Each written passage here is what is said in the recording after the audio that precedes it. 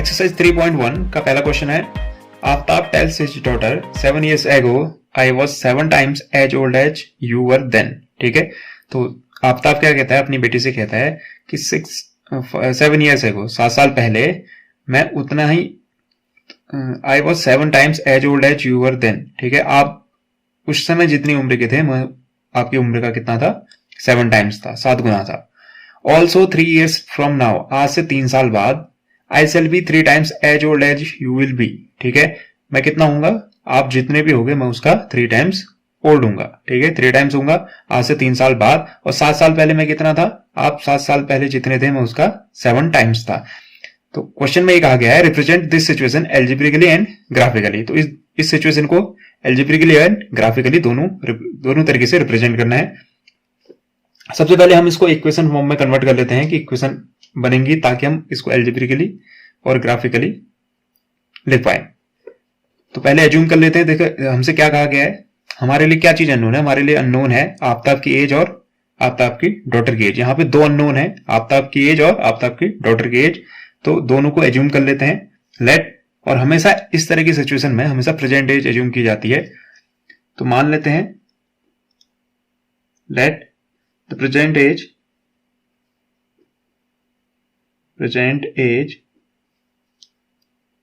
Of Aftab की present as मान लेते हैं x years। अभी जो उसकी उम्र है वो x years है। ऐसे ही प्रेजेंट एज ऑफ डॉटर की अभी की उम्र मान लेते हैं हम y years। अब सिचुएशन फर्स्ट कंडीशन जो दी गई है उसमें कहा गया है 7 years ago। तो 7 year ago जो एज होगी, पहले उसको कैलकुलेट कर देते हैं। 7 years ago 7 साल पहले जो कंडीशन थी उसमें क्या होगा, 7 साल पहले की बात करा, यानी उम्र क्या होगी, कम होगी। एज क्या होगी, कम होगी। कितनी कम होगी, 7 ईयर। तो अभी की उम्र से 7 ईयर कम होगी। तो अभी की उम्र कितनी है आफ्ताब की अभी की उम्र है x। 7 साल पहले कितनी होगी, x - 7। ये किसकी एज है, ये आफ्ताब की एज है।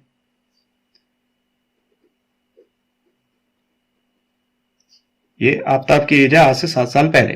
ठीक है, ऐसे ही डॉटर की एज कितनी है, अभी y है। 7 ईयर पहले कितनी होगी, y - 7। ये डॉटर की एज होगी आज से 7 साल पहले। अब गिवन कंडीशन क्या है, गिवन कंडीशन ये है कि 7 साल पहले हुआ क्या, अकॉर्डिंग टू द क्वेश्चन 7 साल पहले जो आफ्ताब की एज थी कितनी थी, x - 7। डॉटर की एज कितनी थी, y - 7। इन दोनों के बीच में क्या रिलेशन है, इन दोनों के बीच में रिलेशन ये है, 7 year ago I was 7 times। मैं क्या था, जो आफ्ताब है वो अपनी बेटी से कह रहा है मैं आपकी उम्र से 7 times ज्यादा था। अब मुझे इतना पता है आफ्ताब है तो आफ्ताब की एज बड़ी होगी, और जो डॉटर है उसकी एज ऑब्वियसली कितनी होगी, कम होगी। अब अगर कम है तो आपको क्या देखना है, आपको 7 से मल्टीप्लाई करना है। इतना तो हमें समझ में आता है, 7 से मल्टीप्लाई करना है, किधर मल्टीप्लाई करें इसी में कंफ्यूजन होता है। मल्टीप्लाई वहां करते हैं ताकि सिचुएशन क्या हो जाए, बैलेंस हो जाए। आफ्ताब की एज ऑलरेडी ज्यादा है, अगर आप इसको 7 से मल्टीप्लाई कर देंगे तो बेटी की उम्र के बराबर होगा कैसे। इसका मतलब आपको किसको मल्टीप्लाई करना पड़ेगा, बेटी की उम्र को मल्टीप्लाई करना पड़ेगा 7 से, ताकि वो अपने फादर की एज के इक्वल आ सके, ताकि ये जो इक्वेशन है ये सेटिस्फाई हो सके। बेटी कम है, उसको 7 times दोगे तब जाके वो फादर की एज के इक्वल होगी। तो पहली सिचुएशन यहां से जनरेट होती है, इसको इक्वेशन फॉर्म में कन्वर्ट कर लेते हैं। ये बन जाएगा x - 7 इक्वल टू 7 अंदर मल्टीप्लाई करेंगे 7y - 7 7 जा 49। 7y को इधर प्लेस कर लेते हैं और -7 को उधर भेज देते हैं। तो x equal to x - 7y इधर आ जाएगा, यहाँ +7y था, इधर आके -7y। एक ही स्टेप में कर रहे हैं, 2 स्टेप में नहीं कर रहे हैं। तो ये जो -7 है ये उधर जाके क्या बन जाएगा, +7। वहां ऑलरेडी क्या बचा हुआ था, वहां बचा हुआ था -49। +7 इधर राइट लेफ्ट हैंड साइड से आया तो इधर बन गया +7। इसको कैलकुलेट कर लेते हैं। फाइनल सिचुएशन जो बनेगी हमारी x - 7y is equal to, इसको सॉल्व करने पे हमें रिजल्ट मिलेगा -42। तो जो हमारी पहली इक्वेशन बनती है वो बनती है x - 7y इक्वल टू -42। इसको मैं कह देता हूं इक्वेशन फर्स्ट। ऐसे ही जो दूसरी सिचुएशन बनेगी वो बनेगी आफ्टर 3 years आफ्टर 3 इयर्स बाद क्या होगा? After 3 years. तो क्वेश्चन में क्या कहा गया? आफ्टर 3 इयर्स जो आफ्ताब की एज है उसकी बेटी की एज की क्या हो जाएगी? 3 टाइम्स हो जाएगी। तो हम पहले चेक कर लेते हैं कि आफ्ताब की एज कितनी होगी और उसकी डॉटर की एज कितनी होगी आफ्टर 3 इयर्स। आफ्ताब्स एज, आज से 3 साल बाद आफ्ताब की एज कितनी होगी?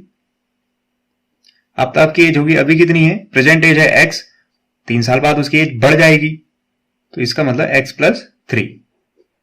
ऐसे डॉटर की एज कितनी होगी? डॉटर्स की एज भी क्या हो जाएगी? आज से 3 साल बाद बढ़ जाएगी। तो अभी उसकी एज है y, तो आज से 3 साल बाद हो जाएगी y+3। क्वेश्चन के हिसाब से, अकॉर्डिंग टू द क्वेश्चन, कि 3 साल बाद होता क्या है? इन दोनों के बीच में जो रिलेशन है वो क्या बनता है? जो आफ्ताब की एज है आज से 3 साल बाद यानी x+3 और जो डॉटर की एज है y+3, इनके बीच में क्या रिलेशन है? डॉटर की एज और आफ्ताब की एज में रिलेशन ये है, आफ्ताब अपनी डॉटर की एज से 3 टाइम्स ज्यादा हो जाता है, यानी डॉटर छोटी है। आप कहां मल्टीप्लाई करेंगे? आप मल्टीप्लाई करेंगे डॉटर की एज को, क्योंकि ऑलरेडी छोटी है, पिता की उम्र के बराबर आने के लिए इसको क्या करना पड़ेगा? 3 टाइम्स देना पड़ेगा। इससे जनरेट होगी हमारी सेकेंड इक्वेशन। इसको सॉल्व कर लेते हैं। ये बन जाएगा x+3 is equal to 3y, अंदर मल्टीप्लाई करूंगा 3 3 जा 9, अगेन 3y को इधर शिफ्ट करते हैं और ये +3 को उधर शिफ्ट करते हैं। ये इक्वेशन बन जाएगी x प्लस 3y इधर आगे -3y में कन्वर्ट हो जाएगा और इक्वल, यहां ऑलरेडी 9 था, ये +3 इधर आगे बन गया -3, x - 3y is equal to हो जाएगा 9 में से 3 माइनस करेंगे 6। तो ये बनी मेरी सेकेंड इक्वेशन। ये हो गई इक्वेशन सेकेंड। अब करना क्या है हमको? ये जो सिचुएशन, ये जो इक्वेशन है ये क्या है? एल्जेब्रिक रिप्रेजेंटेशन है सिचुएशन का। साथ ही साथ मुझे क्या करना है? इनको ग्राफिकली भी रिप्रेजेंट करना है। ग्राफिकल रिप्रेजेंट करने के लिए मुझे इन दोनों जो इक्वेशन आई है उनसे क्या निकालना पड़ेगा? कोऑर्डिनेट पॉइंट निकालने पड़ेंगे, ताकि मैं उनको ग्राफ में रिप्रेजेंट कर सकूं। कोऑर्डिनेट पॉइंट निकालने का मतलब x की एक सर्टेन वैल्यू के लिए y की एक सर्टेन वैल्यू आएगी। अगर मैं सपोज यहां पे x इक्वल टू क्या रख दूं? सपोज y इक्वल टू 0 रख दूं। y अगर मैं 0 रख दूंगा तो ये 3 इंटू वाई है, तो ये पूरा टर्म कितना हो जाएगा? 0। तो x इक्वल टू कितना आ जाएगा? 6, यानी y रखने पे 6 आएगा। एक ये क्या है? एक लाइन है। इसको रिप्रेजेंट करने के लिए मुझे कितने कोऑर्डिनेट की जरूरत पड़ेगी? 2। तो मैं एक बार x की वैल्यू रखूंगा, मुझे y मिलेगा। सपोज x1 रखा तो y1 आएगा, फिर x2 रखूंगा y2 मिलेगा। तो 2 पॉइंट होंगे, तो मैं लाइन ड्रॉ कर सकता हूं ना? तो मुझे इस लाइन को रिप्रेजेंट करने के लिए ग्राफ में 2 कोऑर्डिनेट पॉइंट की जरूरत पड़ेगी, और ऐसे ही जो फर्स्ट इक्वेशन है उसको रिप्रेजेंट करने के लिए 2 कोऑर्डिनेट पॉइंट की जरूरत पड़ेगी। तो एक एक करके उनको फाइंड आउट कर लेते हैं। पहली सिचुएशन में हमारी जो इक्वेशन थी वो थी y - 7y - 42। तो इससे क्या निकाल लेते हैं? x की एक सर्टेन वैल्यू रख के y1, x2 और y2। तो पहले सिचुएशन में फ्रॉम इक्वेशन 1 से मैं क्या लिख सकता हूं? इक्वेशन 1 गिवन थी मेरे को x - 7y equal to 42 -42, x - 7y equal to -42। तो मुझे 2 कोऑर्डिनेट पॉइंट निकालने की जरूरत है। 2 कोऑर्डिनेट पॉइंट निकाल लेते हैं। एक पॉइंट x1 होगा, दूसरा पॉइंट x2 होगा।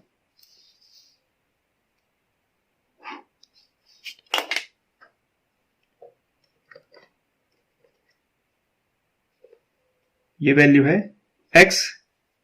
यहां से मुझे क्या निकालना है? y। y क्या होगा? ये x है, यहां पे y इक्वल टू क्या आएगा? मैं अगर y इक्वल टू लिखना चाहूं, y इक्वल टू क्या आएगा? इस इक्वेशन को अगर आप सॉल्व करोगे, y इक्वल टू क्या आएगा? x - 7y इक्वल टू -42 है। y इक्वल टू लिखना चाहूंगा तो -7y इक्वल टू -42। ये जो x है इधर जाके -x हो जाएगा, -x हो जाएगा। तो माइनस ये y इक्वल टू यहां से बनेगा -42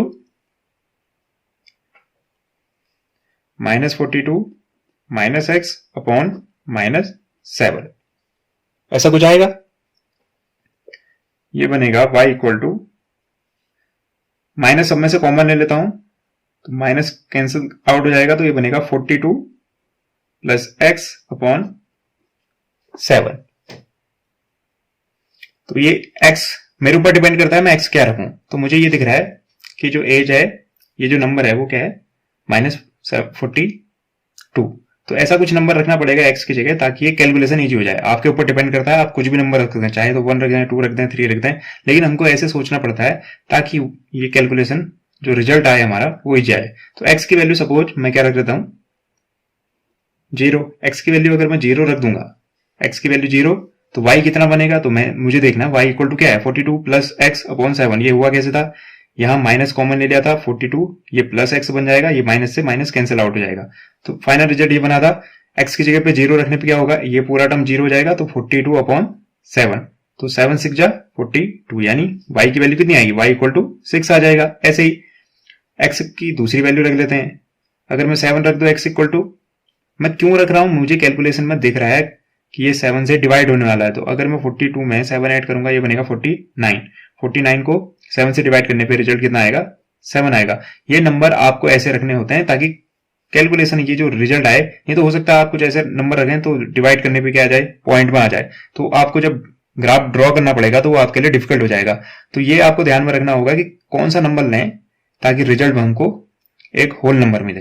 ठीक है, तो ये आ गया मेरे को कोऑर्डिनेट मिल गई। इसको क्या कहूंगा मैं, x1, तो ये y1, ये x2, y2, दो कोऑर्डिनेट आ गए, तो मैं इस लाइन को ड्रॉ कर सकता हूं ग्राफ में। ऐसे ही जो दूसरी इक्वेशन थी, इसके लिए भी हम कोऑर्डिनेट पॉइंट निकाल लेते हैं।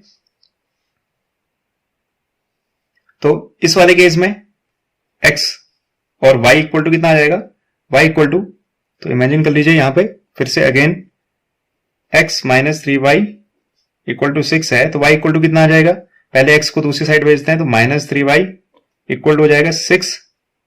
ये x प्लस का था, इधर जाके माइनस का। ऐसे ही ये -3 कहां चले जाएगा, अपॉन में, तो y इक्वल टू बन जाएगा 6 माइनस एक्स अपॉन -3। तो ये वैल्यू यहां रख देते हैं, तो बन जाएगा 6 माइनस एक्स अपॉन -3। अब मुझे x की कोई वैल्यू रखनी है ताकि मेरे लिए y कुछ इजी आ जाए। अब मुझे दिख रहा है 6 में से क्या माइनस हो रहा है, 6 में से x माइनस हो रहा है। अगर मैं 3 रख दूं तो 6 माइनस 3 होगा, और 3 से 3 कैंसिल आउट हो गए, रिजल्ट कितना बनेगा, 1। लेकिन है क्या, हमें नीचे जो दिया गया है वो -3 आ रहा है, हमारा जो आ रहा है। तो अगर मैं 3 रखता हूं, 6 माइनस 3 आएगा, और 3 से 3 कैंसिल आउट हो गए, बनेगा -1। अगर मैं नेगेटिव पोर्शन में नहीं जाना चाहूं तो मैं क्या ले सकता हूं, अगर मैं 6 ले लूं, तो x की जगह अगर मैं 6 ले लूं तो होगा क्या, 6 माइनस 6 0, और 0 अपॉन समथिंग 0 होता है। मैं जानबूझ के इसको पॉजिटिव साइड पे रखने की कोशिश कर रहा हूं। आप चाहें तो 3 भी रख सकते हैं, रिजल्ट सेम रहेगा, हमेशा ग्राफ वही बनेगा। ठीक है, अब अगर मैं x की जगह पे क्या रख दूं, 12, तो होगा क्या, 6 में से 12 माइनस होगा, तो रिजल्ट बनेगा -6। -6 बनेगा, ऊपर भी -6, नीचे भी -3, माइनस से माइनस कैंसिल आउट हो जाएगा, और 3 2 जा बनेगा 6, यानी रिजल्ट मेरा बन जाएगा +2। तो ये सारी वैल्यू क्या आ गई, पॉजिटिव आ गई। तो पहला कोऑर्डिनेट होगा 6,0, दूसरा कोऑर्डिनेट होगा 12,2, ताकि मैं इजीली ग्राफ ड्रॉ कर सकूं। आइए ग्राफ ड्रॉ करते हैं। तो हमने क्या करना है, एक x एक्सिस खींचनी है, एक y एक्सिस खींचनी है, और हमारे पास जो पहली इक्वेशन थी x minus 7y equal to -42, उसके कोऑर्डिनेट थे 0,6, 0,6, यानी x की वैल्यू 0 और y की वैल्यू 6। तो x 0 कहां होता है, y एक्सिस पे, तो आप यहां से काउंटिंग करेंगे। तो मैंने जो स्केल ले रखी है वो 5 5 पे ले रखी है, यानी 5 10 15 20। तो आपको जो 0,6 मिलेगा वो 5 के बाद 1 2 दो लाइन छोड़ के, क्योंकि 2 लाइन से क्या बनेगा, 1 पॉइंट बनेगा, 1 2 3 4 2 2 करके यहां से यहां तक कितना का गैप होता है, 10 का गैप होता है। तो यहां से 1 2 दो लाइन पे आपको मिलेगा 0,6। ऐसे ही फिर अगला पॉइंट है 7,7, यानी x की वैल्यू भी 7 और y की वैल्यू भी 7। तो आप क्या करेंगे, यहां से 5 तो मिल गया आपको, 5 के बाद 2 लाइन छोड़ के आपको मिलेगा 6, फिर 2 लाइन छोड़ के मिलेगा 7। तो 7 वाली लाइन पे जब आप ऊपर को चलेंगे, ऐसे यहां पे भी 2 लाइन पे 6, उसकी 2 लाइन पे 7, तो ये दोनों जहां पे मीट करेंगे वो पॉइंट होगा आपका 7,7। इन दोनों पॉइंट से मैं क्या कर लेता हूं, एक लाइन ड्रॉ कर लेता हूं।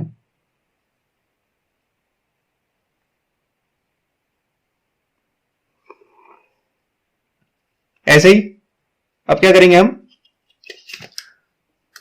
दूसरे जो हमारी इक्वेशन थी x minus 3y equal to 6, उसके जो कोऑर्डिनेट थे 6,0, यानी x की वैल्यू 6 और y की वैल्यू 0। y की वैल्यू 0 कहां पे होती है? x एक्सिस पे। तो हम यहां से 5 मिलेगा हमको, और 5 के बाद दो लाइन पे हमको जो दो छोटी बारीक लाइन है वहां पे मेरे को मिलेगा 6, यानी ये पॉइंट कहलाएगा 6,0। ऐसे ही फिर अगला पॉइंट है 12,2। 2 कहां पे होगा? पहले की दो लाइन 1 को रिप्रेजेंट करती है, बाद की दो लाइन 2 को रिप्रेजेंट करती है। तो यहां से आप फोर्थ लाइन पे चलेंगे तो आपको ये जो लाइन मिलेगी y की मिलेगी 2 की। ऐसे यहां पे 12 कहां मिलेगा? दो लाइन पे आपको 11, 4 लाइन पे आपको 12। तो इन दोनों को जब आप मीट करेंगे तो आपको मिलेगा 12,2। इन दोनों लाइन को भी हम क्या कर लेते हैं? मिला देते हैं।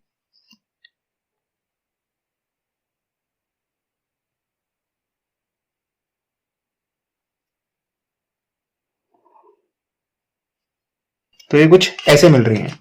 थोड़ा गड़बड़ हो सकती है, बहुत बारीक काम है, फिर भी हम चेक कर लेते हैं हमारा जो रिजल्ट आया वो कितना आया। तो इसको चेक करने पे ये मिल रहा है हमको 40 के बाद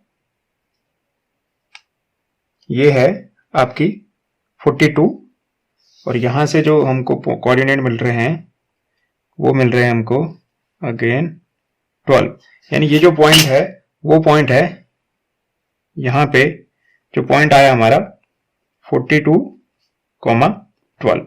42,12 क्या रिप्रेजेंट करता है? 42,12 रिप्रेजेंट करता है सॉल्यूशन। सॉल्यूशन मतलब ये जो कोऑर्डिनेट है किसके हैं? एक्स के। ये कोऑर्डिनेट है वाई के। ये एक्स कॉमा वाई है ना, कोऑर्डिनेट है। तो पहला आपको 42 मिल रहा है, दूसरा 12 मिल रहा है। हमने एक्स किसकी वैल्यू एज्यूम की थी? हमने प्रेजेंट एज मानी थी आफ्ताब की, यानी आफ्ताब की उम्र कितनी है, इससे हमको सॉल्यूशन भी मिल रहा था। आफ्ताब की एज है 42, और जो उसकी डॉटर है वो कितनी ईयर्स की है? 12 ईयर्स की।